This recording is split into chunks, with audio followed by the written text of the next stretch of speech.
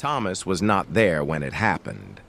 When the others gathered behind locked doors, afraid and uncertain, when fear still clung to the air like smoke after a fire, Thomas was somewhere else, unaware that the silence he carried would soon deepen.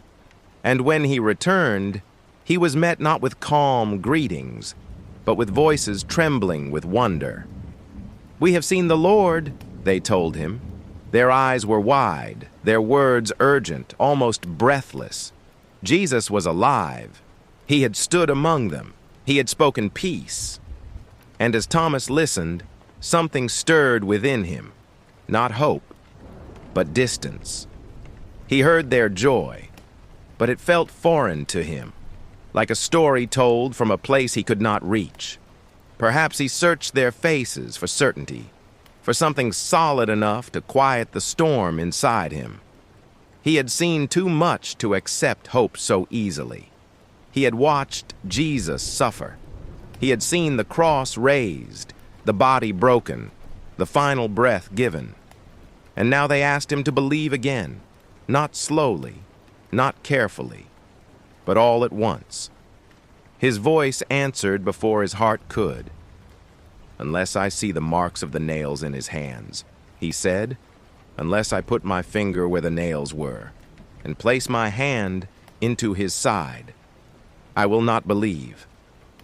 The words were firm, almost sharp, but beneath them was not rebellion. It was grief. It was the ache of a faith wounded by loss. To believe again felt more dangerous than to doubt. A week passed. 7 long days of waiting.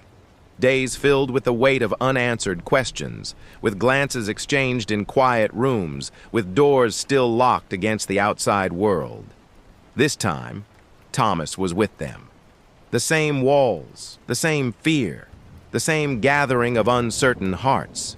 And once again, without warning, Jesus stood among them. The doors remained closed, but he was there. His first words did not accuse. They did not explain. They carried the same gentle authority as before. "Peace be with you." Then he turned toward Thomas. There was no anger in his eyes, no disappointment in his voice, only an invitation. "Put your finger here," Jesus said. "See my hands? Reach out your hand and put it into my side. Stop doubting and believe." In that moment, Thomas realized something profound.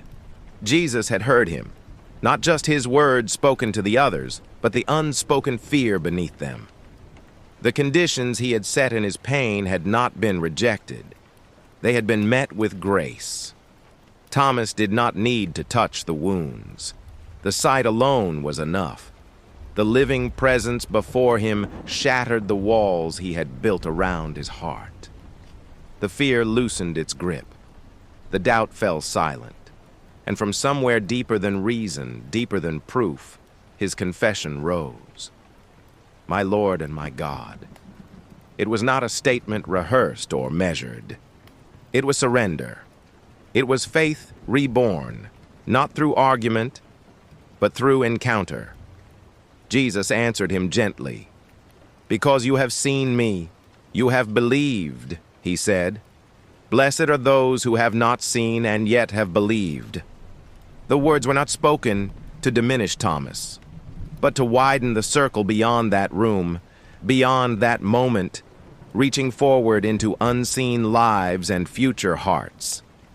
Faith, Jesus seemed to say, does not always begin with certainty. Sometimes it begins with longing, sometimes with wounds, sometimes with questions that refuse to be silenced. Many other signs were done in the presence of the disciples, signs never written down, moments never recorded.